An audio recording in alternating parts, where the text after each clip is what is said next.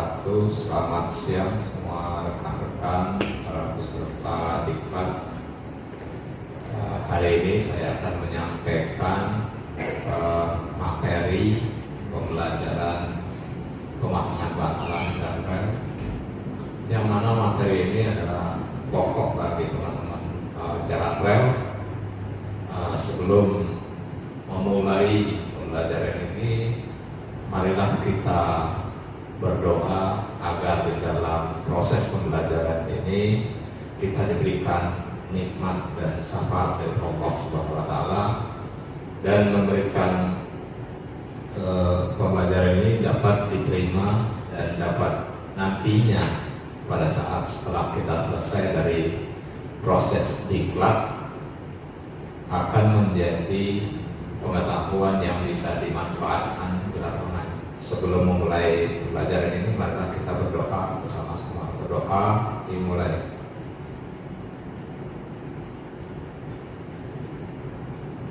Berdoa selesai. Memasuki materi pemasangan bantalan dan rel, kita sebagai orang jalan rel tentu sudah sangat memahami terkait dengan pemasangan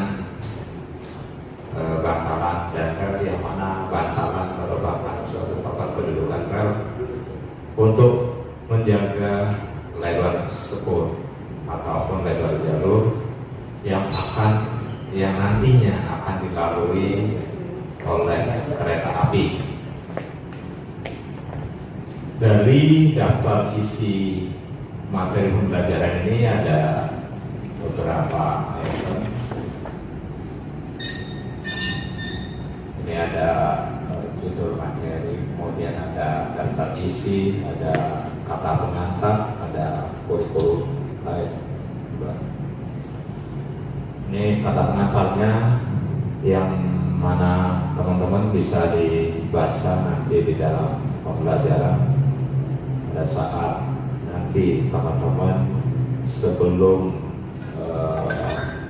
memulai, nanti bisa dipakai, yang mana materi ini nantinya bisa dipergunakan untuk di lapangan. Ini adalah kurikulum vitae saya dari di kereta api sampai saat ini. Ini mulai kita memasuki dalam pematerian ini, mulai dari pendahuluan, yaitu dari pengertian daripada rel. Rel adalah logam batang untuk landasan jalan kereta api ataupun kendaraan sejenis seperti tram dan sebagainya. Rel mengarahkan ataupun memandu kereta api tanpa memerlukan pengendalian. Rel merupakan dua batang logam kaku yang sama panjang dan dipasang pada bantalan sebagai dasar landasan. Kemudian rel-rel tersebut diikat pada bantalan dengan menggunakan paku rel, kemudian sekrup, penambat ataupun penambat elastis. Penambat jenis E yaitu elastis, yaitu berupa penroll. Jenis alat penambat yang digunakan bergantung daripada jenis bantalan yang dipakai. Ada paku ulir ataupun paku penambat digunakan pada bantalan kayu, sedangkan penambat elastis digunakan pada bantalan beton yang terbuat dari semen. Ini adalah proses pemasangan bantalan pada trek yang baru. Pemasangan bantalan pada pembangunan jalan kereta api yang dipasang ataupun dilakukan penggelaran, yang dipasang ataupun dilakukan penggelaran setelah dilakukan pengeceran balas, yang mana balas sebagai dasar untuk meneruskan beban yang diterima oleh bantalan dari beban dinamis kereta ataupun lokomotif yang lewat pada konstruksi tersebut. Rel biasanya dipasang di atas bantalan pada badan jalan yang dilapis dengan batu pericak ataupun yang kita kenal sebagai balas. balas berfungsi pada rel kereta api untuk meredam. Jadi fungsi balas itu adalah untuk meredam getaran dan sebagai spring ataupun pem yang mana lenturan akibat daripada beban berat kereta api itu sendiri. Untuk menyeberangi jembatan digunakan bantalan kayu yang lebih elastis ketimbang daripada bantalan beton. Jenis rel berdasarkan berat. Rel yang digunakan di Indonesia itu menggunakan standar UIC ataupun United International Design Order. Dengan standar untuk rel R25 setiap 1 meter potongan rel panjangnya itu beratnya itu lebih kurang adalah 25 kg. Sementara untuk rel R33 juga 33 kg lebih kurang dalam panjang 1 meter. Begitu juga 41. Jadi tiap-tiap nama depannya itu 25, 33, 41, 42, 50 dan 54 merupakan satuan berat yang di depannya. Satuan berat di depannya untuk setiap panjang 1 meter. Jadi kalau panjang rel standar itu adalah 25 meter, maka rel tersebut misalnya R54 berarti 54,43 dikalikan dengan 25. Jadi udah sekian ratus kilogram. Ini adalah proses daripada pemasangan rel yang telah dilaksanakan di lapangan pada saat pembuatan rel baru, ya, pembuatan jalan baru. Berbeda dengan pada saat kita melakukan pemasangan pemasangan rel pada jalan yang sudah dipakai.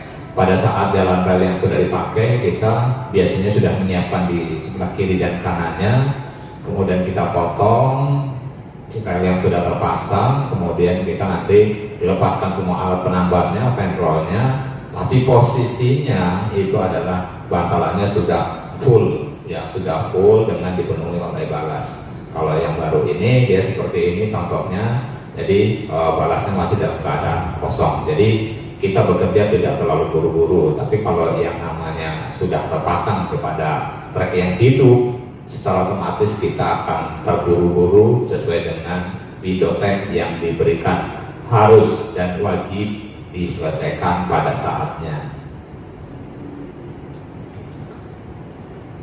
Kemudian lebar jalan rel. Nah, lebar jalan rel yang dipakai Indonesia saat ini adalah rata-rata adalah 1067. Jadi 1 meter 67 mm. Jadi 1 meter 67 mm untuk trek yang konvensional. Namun ada juga di Aceh sepanjang 13 kilo itu sudah menggunakan jalan standar, ya, standar group, yaitu 1435 sepanjang 13 kilo di Aceh yang saat ini berjalan keretanya di sana sudah ukurannya 1435. Kemudian juga ada divisi LRT, ya, divisi LRT Jabodetabek yang saat ini masih dalam proses pembangunan di tahap 1 sepanjang kurang lebih 42 kilo, nanti di tahap 2-nya kira-kira sepanjang 43 kilo. Jadi nantinya ada 85 kilo untuk di wilayah Daob 1. Perbandingan lebar trek, ada beberapa lebar jalan rel ataupun daob yang digunakan. Semakin lebar semakin stabil sehingga semakin tinggi kecepatan kereta apinya. Lebar trek yang ada di dunia ini ada dibagi menjadi beberapa bagian, seperti yang tercantum di bawah ini. Ada daob yaitu yang lebih besar daripada 1435, itu biasanya di Eropa, ya, di Eropa. Kemudian standar gauge ini masih kebanyakan rata-rata masih menggunakan 1435. Kemudian juga ada medium gauge itu ya antara 1067 sampai 1435. Kemudian ada narrow book ataupun spur sempit, ya, dengan lebar spur kurang dari 1067. Spur kurang dari 1067, tapi ada tinggal di beberapa negara saja, tidak semuanya, karena sudah metodenya itu sudah tertinggal dan sekarang mereka sudah mengadopsi kecepatan kereta yang cukup tinggi. Ini adalah proses daripada pemasangan trek yang baru. Kemudian setelah dilakukan pemasangan trek yang baru ataupun dipasang dengan menggunakan trek yang baru, maka kita harus segera melakukan penyambungan agar rel tersebut dapat dilalui oleh kereta api sesuai dengan kecepatan yang diizinkan. Penyambungan rel karena alasan transportasi menuju lokasi, biasanya pabrikan pembuatan rel itu dipotong sepanjang 25 meter. Tapi kalau kita lihat di Belanda, di Cina, dan di Perancis ataupun di Kanada, mereka tuh sudah ada yang, kalau di Cina itu sudah 100 meter, di Belanda juga sudah 100 meter. Jadi hanya menggunakan beberapa GD saja sebagai pelapisannya, terus relnya sudah terpasang tanpa dilas. Tanpa dilas itu sudah terpasang sepanjang 1 piket ataupun 100 meter. Tapi kalau di Indonesia masih sangat kesulitan sekali untuk itu, karena medan di Indonesia tidak sebagus di Eropa. Di kita masih banyak tumbuhan-tumbuhan kita yang sangat labil. Setelah dilakukan penyambungan rel, kita harus melakukan pengelasan. Ya, pengelasan yang pertama ada pengelasan dengan termit, yaitu dengan menggunakan bahan tambahan, yaitu berupa serbuk termit yang nantinya kelas termit itu akan dipanaskan, dibakar, sehingga nantinya pada saat setelah dilakukan pembakaran pada ujung sambungan itu harus dipanaskan terlebih dahulu selama lebih kurang 5 menit, ataupun kalau kita punya pengecek suhu ataupun termometer, ya, termometer yang besar yang mencapai 1000 derajat lebih. Nah itu biasanya kita akan menggunakan suhu itu 900 derajat atau menjelang sampai ke titik leleh daripada rel tersebut. Setelah nanti mencapai titik leleh, yang hampir mencapai titik leleh, rel di kedua ujung itu sudah dipanaskan dengan menggunakan blender khusus, ya, bukan blender potong yang seperti kebanyakan yang kita temui, namun menggunakan blender khusus yang dipergunakan untuk proses pengelasan termit. Dipanaskan selama lebih kurang 5 menit. Setelah membara, udah mau berpijar itu, kemudian kita menyalakan serbuk termit paling tidak, ya, sekitar 2-3 menit. Kemudian setelah mencair dari serbuk termit itu, kemudian serbuk termitnya mencair, kemudian dituangkan ke dalam satu cetakan yang terbuat dari batu tahan api. Nah, ini proses daripada pemasangan seperti ini. Setelah dipanaskan, dia nanti dibakar serbuk termitnya. Ini proses pembakaran serbuk aluminium dan besi oksida sebelum dituangkan ke dalam cetakan. Setelah dilakukan pencetakan, kemudian kita juga dilakukan pengelasan ataupun dipotong, ya, di cutting, kemudian dilas dengan di gerenda dengan menggunakan batu MP. Kemudian ada juga penyambungan rel dengan menggunakan mesin fastback welding. Mesin fastback welding ini salah satu adalah untuk mencapai sambungan rel yang sangat baik sekali karena dia tidak memerlukan bahan tambahan. Hanya menggunakan kilatan listrik saja, kemudian kedua ujungnya dipanaskan oleh mesin fastback welding. Kemudian setelah panas mencapai titik leleh, kemudian nanti disatukan dan dipres. Kemudian setelah itu di scrap dan lalu dilakukan penggeledahan dengan menggunakan batu gerenda MP12. Hasilnya sangat baik sekali. Kemudian juga, nah ini contoh proses pengelasan dengan menggunakan mesin fastback welding. Ya, tetapi kalau di Indonesia ini sudah tidak ada mesin fastback weldingnya. Kemudian kita menggunakan sambungan baut. Pada sambungan ini adalah biasanya untuk darurat, tapi biasanya selama darurat yang dimana pada saat terjadi suatu rel putus, maka akan kita lakukan penyambungan dengan menggunakan baut, ya, menggunakan baut agar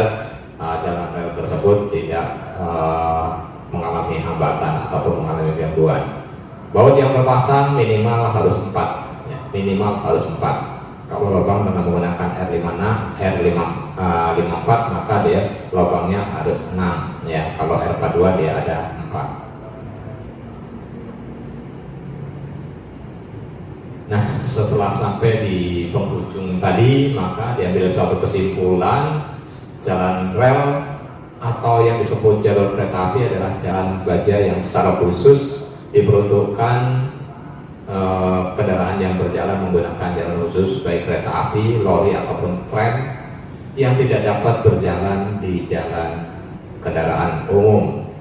Pembuatan jalan baja dirancang secara khusus karena mempunyai elevasi yang diperhitungkan secara teliti. Demikian pemaparan dari saya, lebih dan kurangnya saya mohon maaf, dan bila ada yang dipertanyakan kami persilahkan kepada rekan-rekan yang mungkin akan bertanya terkait dengan pemasangan bantalan dan rel untuk new track maupun untuk old track. Silakan, saya berikan kesempatan 3 menit untuk bertanya.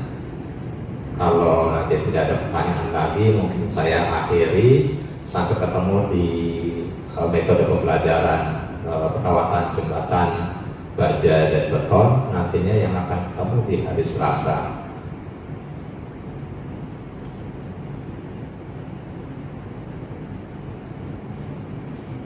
Oke, kalau tidak ada dari teman-teman, saya akhiri sampai di sini dulu. Wassalamualaikum warahmatullahi wabarakatuh. Selamat siang, selamat belajar, dan sampai jumpa di hari Selasa.